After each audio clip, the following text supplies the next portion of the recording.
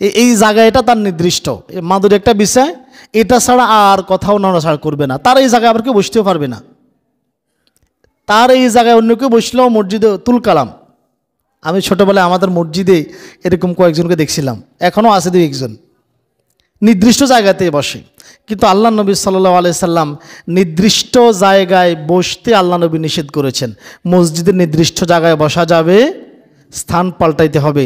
আল্লাহ নবীর হাদিস হযরতে আব্দুর রহমান ইবনে শিবল রাদিয়াল্লাহু তাআলা আনহু বলেন, ক্বালা নাহা রাসূলুল্লাহ সাল্লাল্লাহু আলাইহি ওয়াসাল্লাম আন সালাসিন, আল্লাহ নবী তিনটি বিষয় নিষেধ করেছেন। কয়টি বিষয়?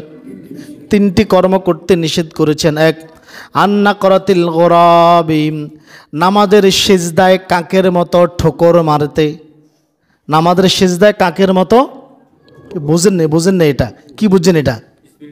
হ্যাঁ, সিজদা বুঝেন নাই? সিজদা একটা দিয়ে মাথা সোজা না করে দুপুর করে একটা মারি দেয়, এটাকে বলে কাকের মতো ঠোকর দেওয়া।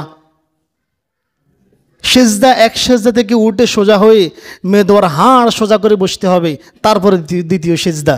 এই যে কাকের মতো ঠোকর মারতে আল্লাহ নবী নিষেধ করেছেন। অতঃপর ওয়ান ফিরশাতি সাবিআই, এবং আল্লাহ নবী নিষেধ করেছেন সিজদার সময় জমিনে বাহুদ্বয় হিংস্র প্রাণীর ন্যায় বিছিয়ে দিতে। কুকুর যখন বসে তখন সামনের দুই পাও কেমনে দিয়ে বসে? এমনি বিছায় বসে না? আপনারা সিংহ বাঘকে দেখছেন না? যখন শিকার ধরার ইচ্ছা হয় তখন কিভাবে বসে? পাও দুইটা ভাবে সামনে দিয়ে বসে কিনা? আল্লাহ নবী সিজদার সময় পাও দুইটা মাটিতে লাগাইতে নিষেধ করছেন। আরে হাত দুটি বাহুদ্বয় আল্লাহ নবী মাটির সাথে লাগাইতে নিষেধ করছেন। হাত দুটি মাটি থেকে কোথায় থাকবে?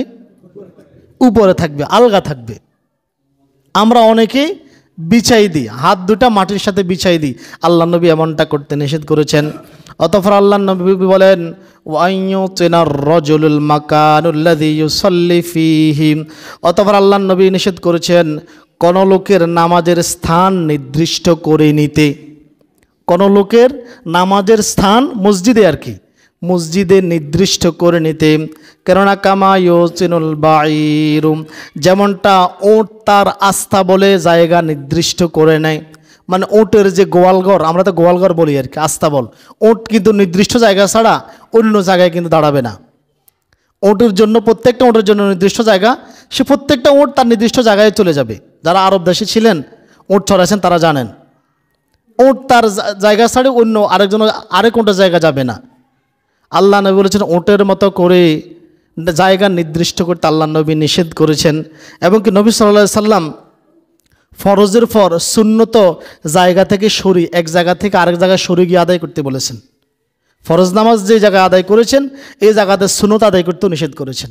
রাসূলুল্লাহর হাদিস দেখেন, ইবনে মাজার হাদিস, হযরতে আবু হুরায়রা রাদিয়াল্লাহু তাআলা আনহু বলেন, ক্বালা রাসূলুল্লাহ সাল্লাল্লাহু আলাইহি ওয়াসাল্লাম, আয়াজিজু আহাদুকুম ইযা সাল্লা ইয়াতাকাদ্দাম।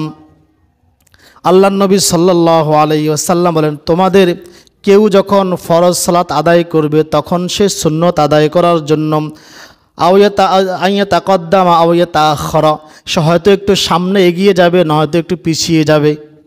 হয়তো একটু সামনে আগায় যাবে, নয়তো একটু পিছিয়ে যাবে।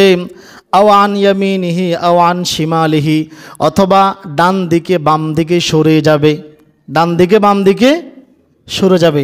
অতএব সুন্নত পড়ার সময় আল্লাহ নবী বলেছেন ফরজ নামাজের শেষ, তখন আর সুন্নত ফরজ নামাজের জায়গায় পড়ো না, তবে ডান দিকে বাম দিকে সামনে পিছনে একটু সরে যাও। কেন?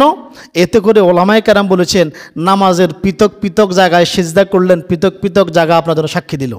আর কোন নামাজটা কবুল হলো এটাকে আমরা জানি, কোন সিজদার আল্লাহর কাছে বেশি পছন্দ হয়েছে এটাকে আমরা জানি। পৃথক পৃথক জায়গা আপনার জন্য সাক্ষী দিল।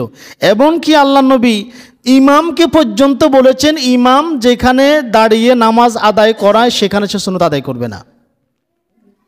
সুনান আবু দাউদের 616 নম্বর হাদিস, হযরতে মুগীরা ইবনে শুবা রাদিয়াল্লাহু তাআলা আনহু বলেন, রাসূল সাল্লাল্লাহু আলাইহি ওয়াসাল্লাম বলেছেন, লা ইউসাল্লিল ইমামু ফিল মাওদি'আল্লাযী সাল্লা ফীহি হাত্তা ইয়াতাহাওয়ালু, ইমাম ফরজ সালাত আদায়ের স্থান হতে সরে গিয়ে অন্যত্রয় সুন্নত নফল আদায় করবে।